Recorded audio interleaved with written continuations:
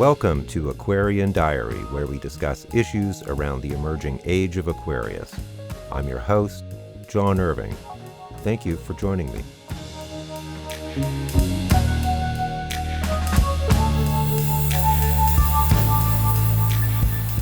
Greetings all. It is Saturday, July 16th, 2022. It looks like this will be published on the 17th. I want to talk about something which again,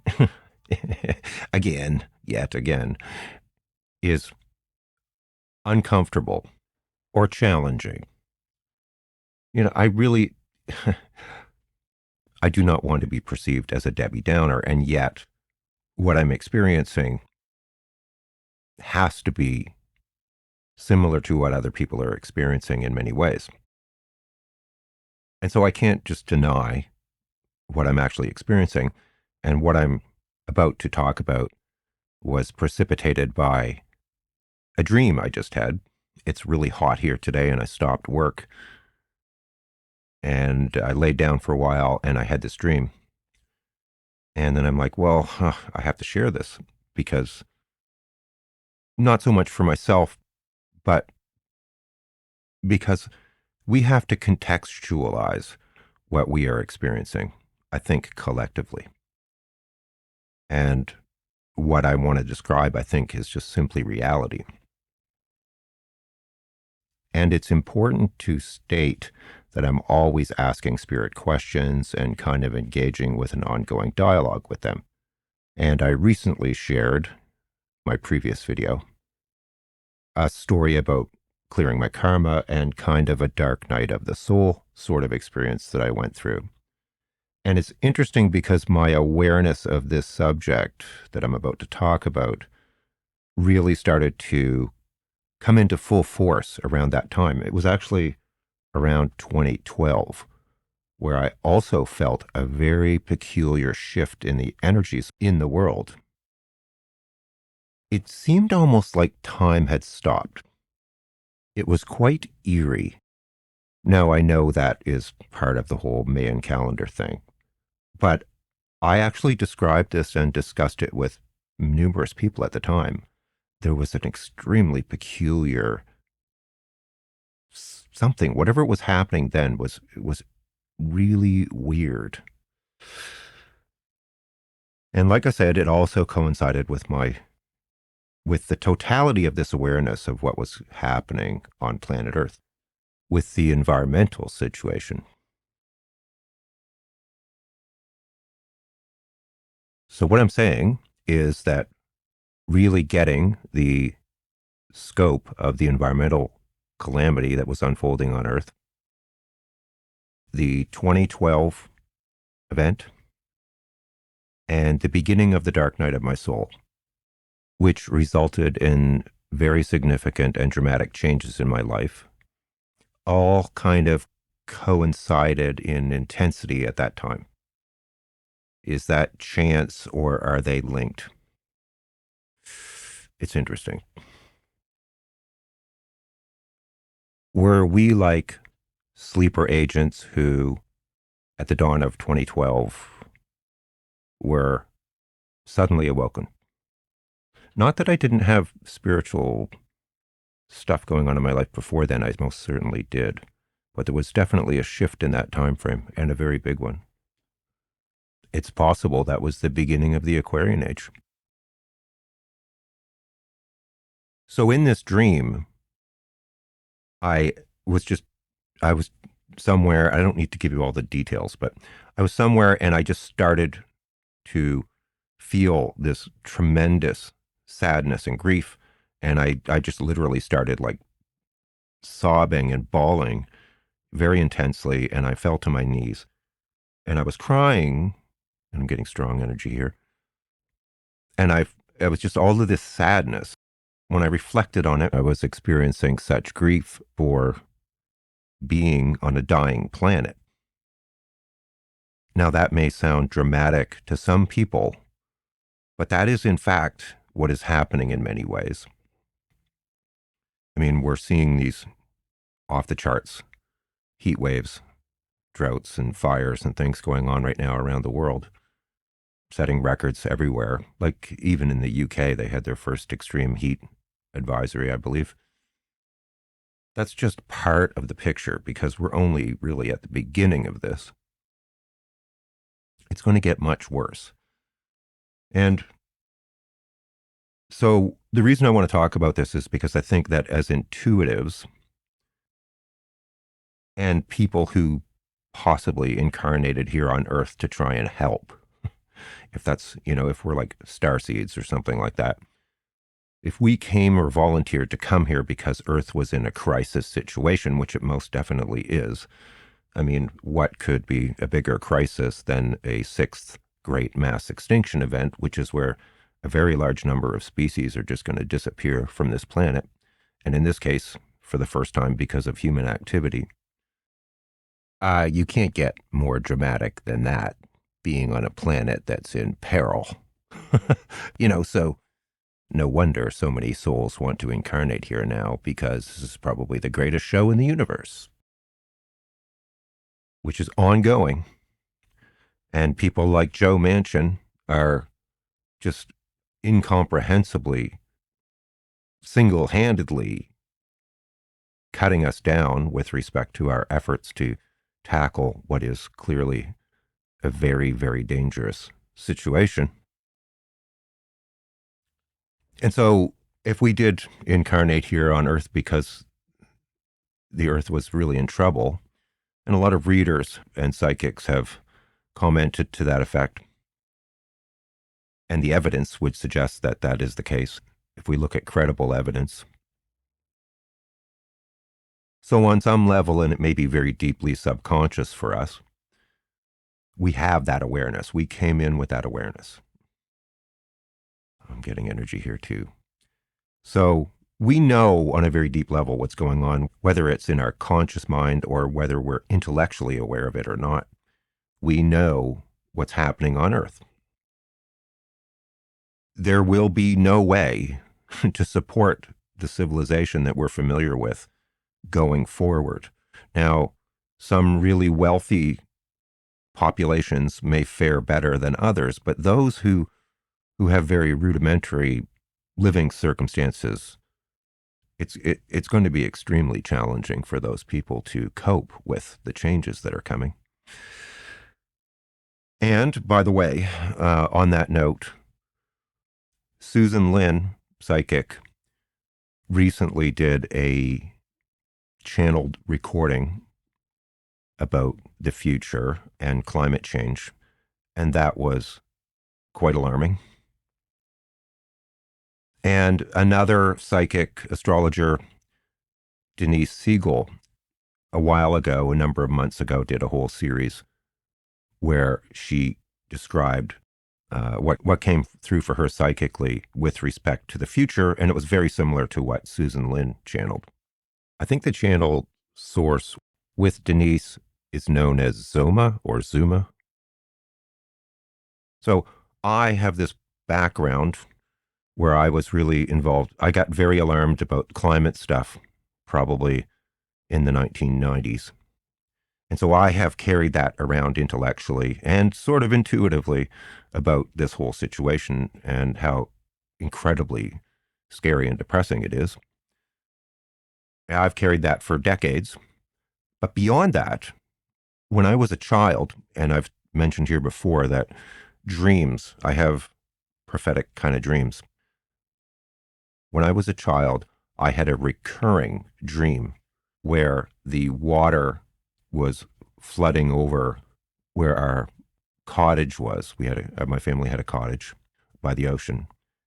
And that is at least 30 or 40 feet above current sea level. And this wasn't just a storm.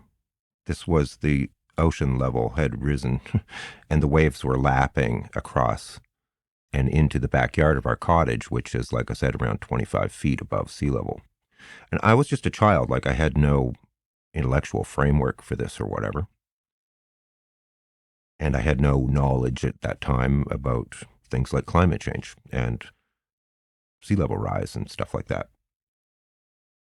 So I don't know if that's going to happen in my lifetime or if it's just an indication of what's going to happen on Earth.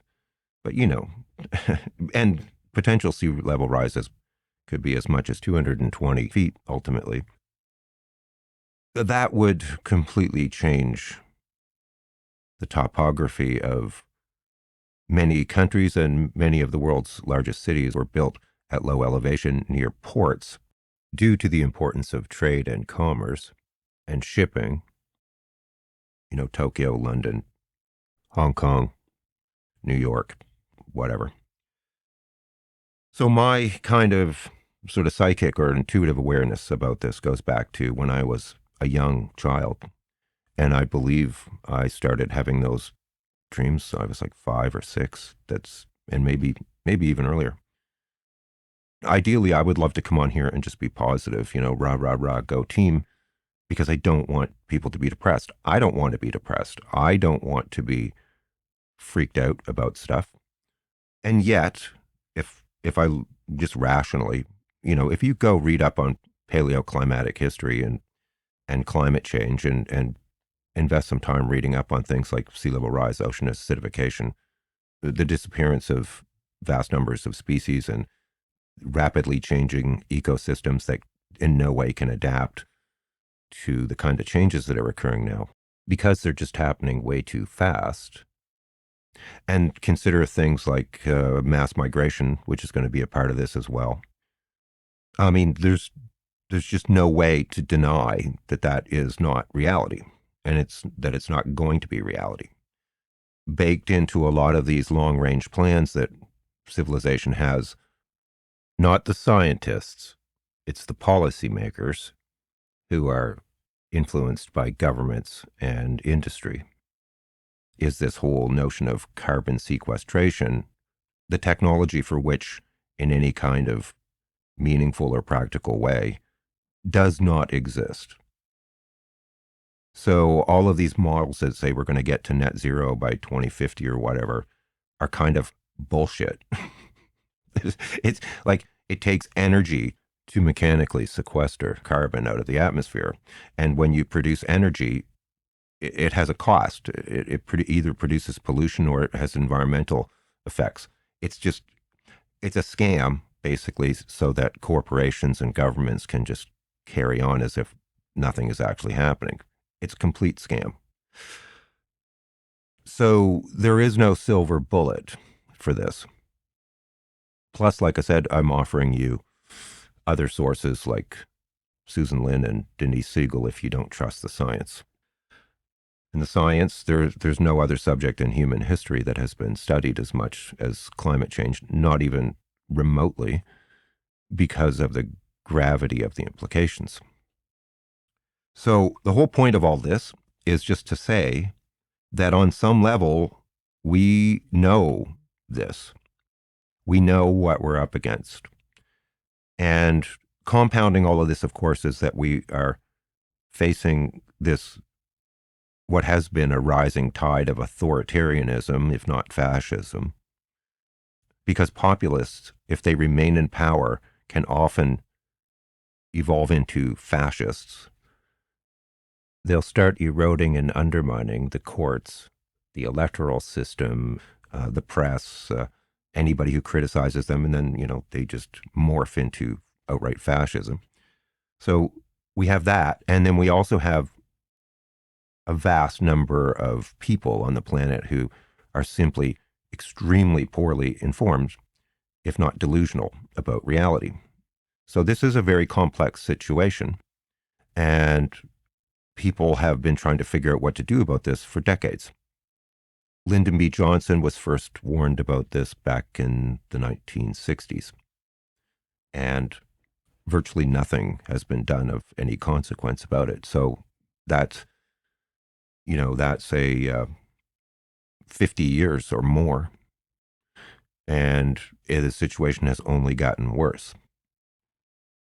So, like I said, we have this awareness on some level, and it's just completely normal to feel grief and sadness about that. And trying to pretend that we don't, I don't think is necessarily helpful, because that's repressing truth. And so I don't want anyone to feel shitty. Like, I don't want to feel shitty. Why would I want to feel shitty? I don't. And I don't want others to feel shitty either. And yet, we are facing this situation that we cannot just put our heads in the sand about. In fact, the reason the situation has gotten so much worse is precisely because of that, because people have been in denial about this for decades. So we can't keep doing that. That's not an option. What we should be doing is, of course, mitigating the causes of this with urgency, like a planetary state of emergency. And we should also be preparing for the future. Now, you, as my friends and listeners, if you're old, it may not matter that much.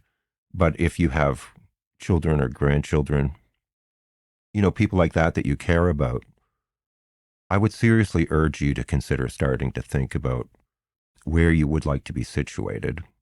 For example, not in areas that are extremely prone to drought or lack of water, because it takes a tremendous amount of energy to desalinate water, and it's very expensive.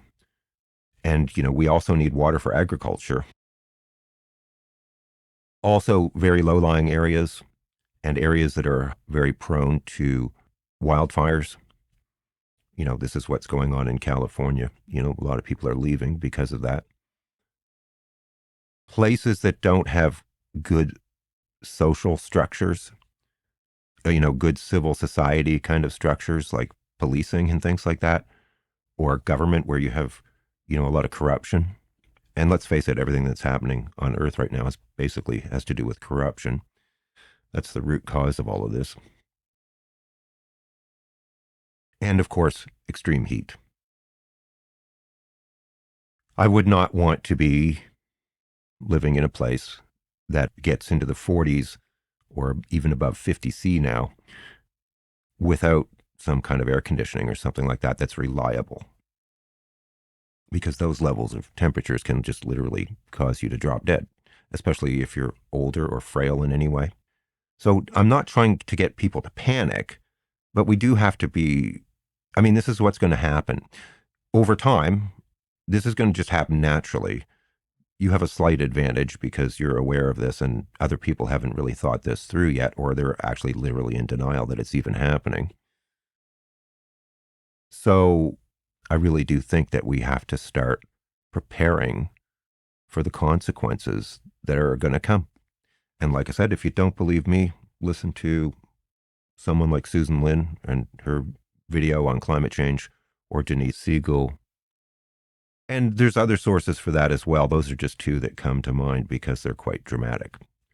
Spirit doesn't want us to be depressed or angry or fearful.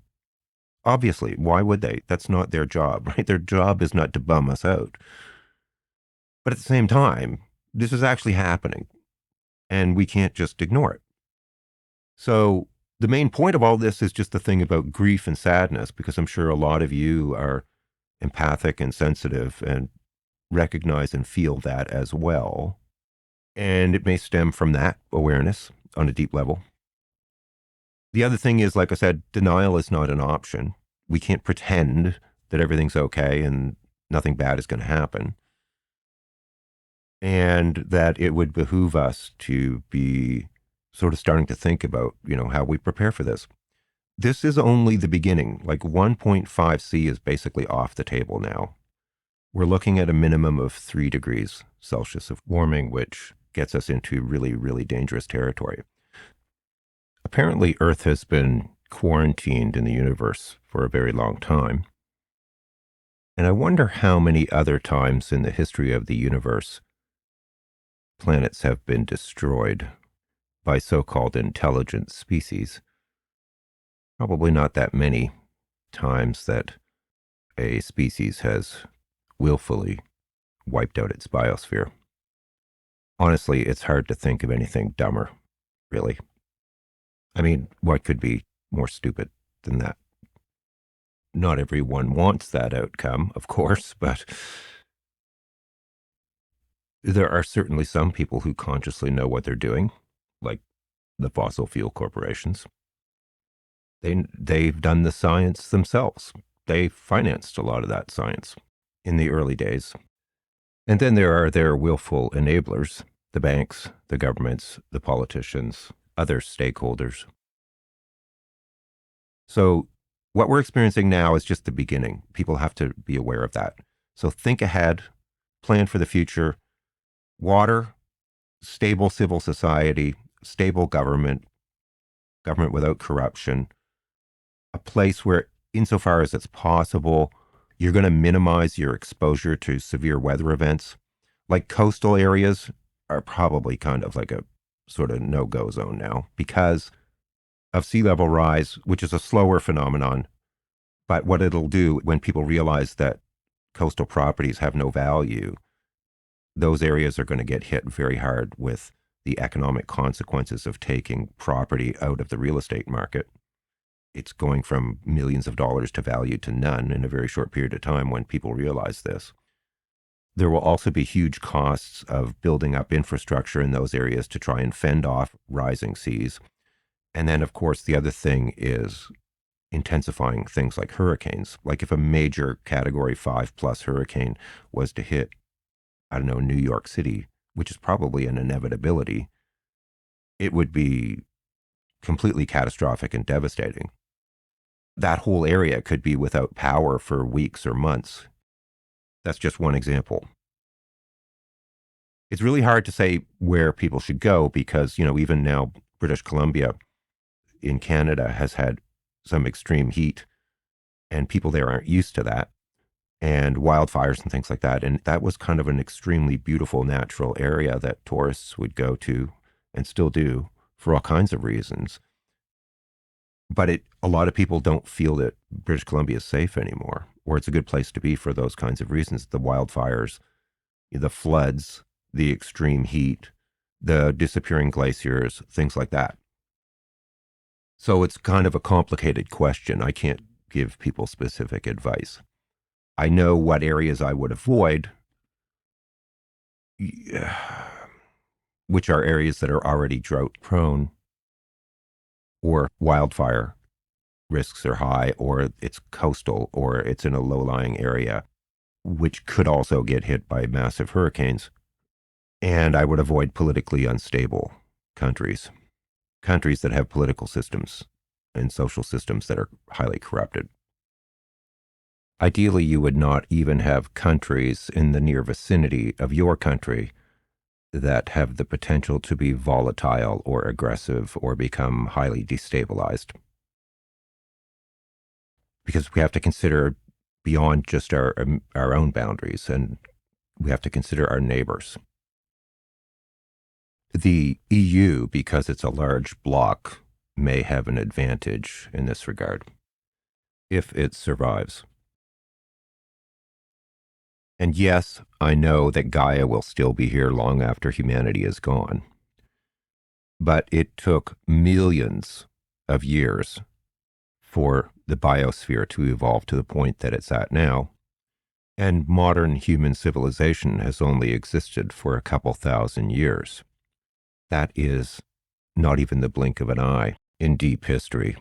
And because of feedback loops, the changes that we have initiated could take thousands of years to restore by natural processes. Don't bother saying to me, oh, Gaia will be fine. I'm talking about humanity. I'm talking about billions of people. I'm talking about countless future generations and other species. And so saying to me that Gaia will be fine is basically saying you don't give a crap about billions of people, which frankly sounds a bit sociopathic. It's a cop-out, and it's kind of gross. Also, there is no way that the economy as we know it will continue to function in the way that it has. It's just literally impossible. Yes, we can shift to a green economy, but that transition could take decades at a minimum. Plus, our economy is based on resource extraction, or large segments of it, which generates profits, but we can no longer continue to do that if we want to survive. we have to get to like a zero waste kind of economy. The stock market most certainly will no longer function the way that it does. It simply can't. An ideal scenario would be where we shut down industrial civilization or suspend it at the very least while we make this transition. But that is practically impossible because there would be probably widespread civil unrest. You've got countries like India and Pakistan, which have well over 1 billion people combined, who rely on glacier meltwater from the Himalayas, and those glaciers are disappearing. India and Pakistan already have conflicts over water. That is going to become much worse. That situation will be exacerbated. The Pentagon calls these climate scenarios threat multipliers because they increase the likelihood of conflict. You can't take trillions of dollars of real estate assets out of the global economy or off the books without causing an economic collapse. It's just literally not possible. But yet that's what's going to happen. And you will have hundreds of millions, if not billions of people displaced, meaning that they will have to relocate because there will be areas where it's simply too hot for humanity to survive. And of course, there will also be many very serious issues with food supplies because a lot of the crops that we produce depend on temperatures being within a certain range in order to germinate. And if it gets too hot, crops like wheat and rice and things like that simply will not germinate. So you have no crops. Plus, of course, you have severe weather events and crazy climatic swings because the jet stream has been severely disrupted due to the warming Arctic. Do not think that going further north, like near the Arctic, is going to solve this problem for you because actually the north is warming much more rapidly than areas closer to the equator because of the melting sea ice, which reflects a lot of heat back into outer space normally, but that's disappearing. And there's a lot of infrastructure in the north that is built on permafrost, where the ground would never thaw before, but that's already starting to thaw. So you have roads and bridges and houses and buildings and other infrastructure beginning to collapse because the ground kind of turns to mush when it melts, because it hasn't melted for tens of thousands of years. So, I'm just scratching the surface. It goes on and on and on, but you have to think about being resilient and not being completely reliant upon all these structures and infrastructure and support that has existed for generations and been built up over generations, because the old rules are out the window. And a lot of people are going to need to move and resettle. And where does the infrastructure come from? Who pays for it? Etc. Florida is a write-off. Sorry. It's just too close to sea level. You'll get saltwater intrusion into the water table, and then suddenly you don't have water. And most of southern Florida is only a meter above sea level. It's gone. It's a write-off. So all that real estate, worthless. It's worse than worthless, because what do you do with all of that stuff? Where do the people go? What about what about contaminants that are, land-based now that won't be in the future, and chemicals and things like that? There's going to be a lot of costs associated with the retreat and then the relocation of people who grew up in a completely different paradigm. And we are already in a situation where we have all of these kind of crazy, there's a lot of crazy going on, politically and socially.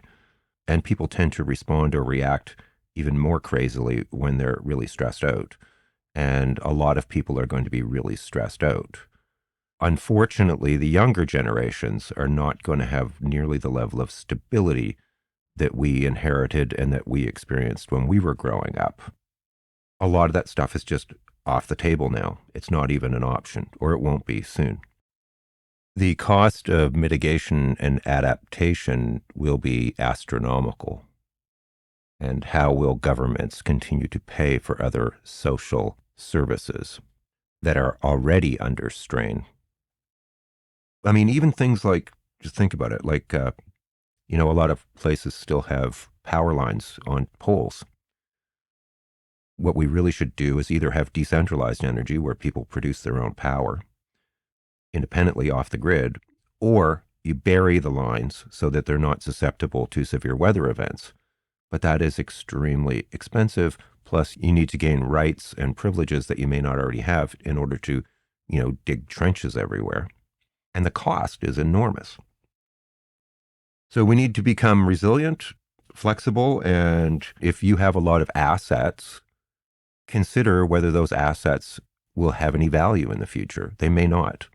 What will be very valuable in the future will be water and food, and of course, suitable shelter. You can't eat stocks, like stocks as in the stock market. You can't eat, white picket fences. It's just the way it is. So, mid-latitude places are probably the best, generally.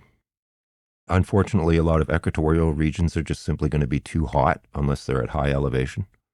But then you're going to be surrounded by other countries that don't necessarily have high elevation and are experiencing severe heat and drought and things like that.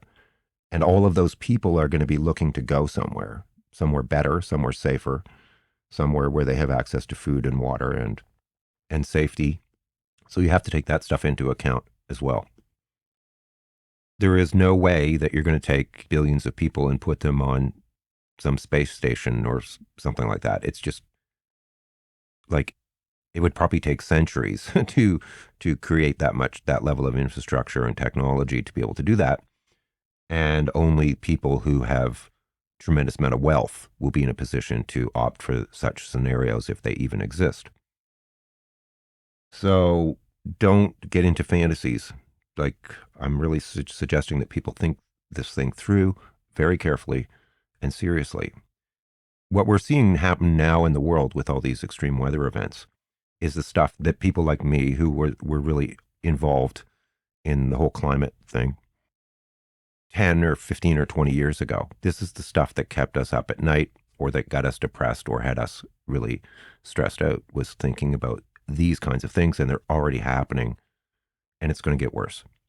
It's going to get much worse. Like if we go to 3 or 4 or 5 or 6, it's, you're talking probably about people living underground, and you're talking about a vastly smaller population on the planet.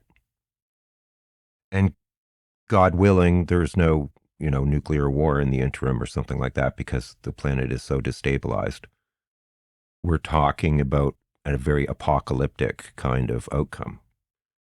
And, those kind of trajectories are not out of the realm of reason. There's this belief that, oh, look how much the environment got better during the pandemic. That's bullshit. There was no significant, people experienced cleaner skies and things like that. And in some places, wildlife reemerged just because of lack of human activity. The system is so complex and so huge, the oceans, the atmosphere, and so forth. That's not even the blink of an eye. It's like a giant train or a giant ship that has an incredible amount of inertia and you can't just turn it around on a dime. Even if we stopped all human industrial activity right now, it would take a very long time. A very long time. I mean, it took us 200 years to get here. Actually more, because a lot of damage occurred before the Industrial Revolution. So that's fantasy. Anybody who believes that we can put things back to normal quickly is very sadly uninformed or misinformed. So don't believe that for a second. There's no credible evidence whatsoever that we can turn this around on a dime. It's just not going to happen, unfortunately.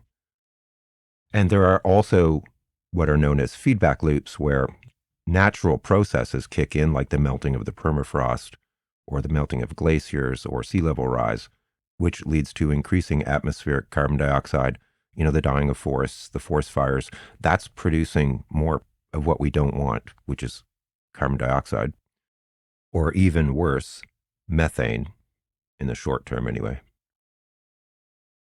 And if those feedbacks get to a certain point, they become unstoppable because they're self-reinforcing. So there's nothing that humanity can do at a certain point to slow down these processes. They will just take over and they're outside of our control. These are called positive feedback loops, not because they are beneficial, but because they are self-perpetuating. So do not err on the side of being overly optimistic. Anyway, you can go and read about this for a few years if you want to. Soon you'll be hearing a lot of people talking about geoengineering or solar radiation management, which is the concept where we put fine particles up into the upper levels of the atmosphere in order to reflect solar radiation back into space to try and cool down the Earth. But that is fraught with many, many risks because we don't know what happens if, say, for example, say we do that, say we start doing geoengineering, and then China gets hit negatively as a result of this activity, that they take some kind of impact, like maybe it results in drought or something like that. And then China says, F you, you have to stop doing this, and we have nuclear arms. So if you don't stop, this is like warfare. Or there may be other regions which experience tremendous monsoon activity and they're flooded all the time, and they say, you can't do this anymore. What happens then? And then the other risk is that if you start doing geoengineering and you stop, there would be a sudden dramatic increase in temperatures because those particles don't stay in the atmosphere for very long. They, of course, filter down and because of gravity. Say there's a crisis of some kind, and then suddenly you stop putting particles into the atmosphere, the temperature could surge very quickly, which could be very catastrophic. And the third thing is that if you do lower the Earth's temperature by doing geoengineering, but emissions are not curtailed, in other words, that people continue to pollute and feel like, oh, we don't have to worry about this anymore. Well, you're actually just making the situation worse because you can't do geoengineering forever. And the fourth problem with it is that it would not reduce ocean acidification, which is where the oceans absorb carbon dioxide from the atmosphere. And if the oceans become too acidic, the entire marine ecosystem would collapse and you would have dead oceans. If the oceans die, pretty much everything on the planet dies. And so it's fraught with risk. But because of all of these extreme weather events we're witnessing, I'm sure that you're going to see more and more people discussing, arguing about whether or not we need to do geoengineering. Some people might say it buys us a bit of time to get our shit together, but humanity doesn't necessarily act rationally. It often acts on the basis of economic benefit or greed, as opposed to, what's best for everyone and what's best for the planet. So I wanted to share that with you.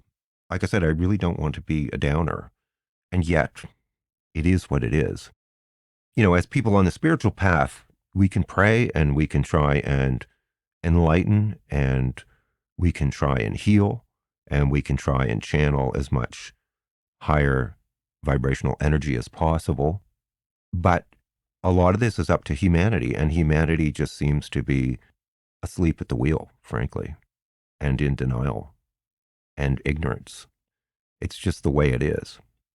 Vested corporate and financial interests have basically gamed the system so that they can just keep making money, and they don't give a crap about what happens to people like us and what happens to future generations. They're just completely immoral. So it's a complicated situation, and it's confounding.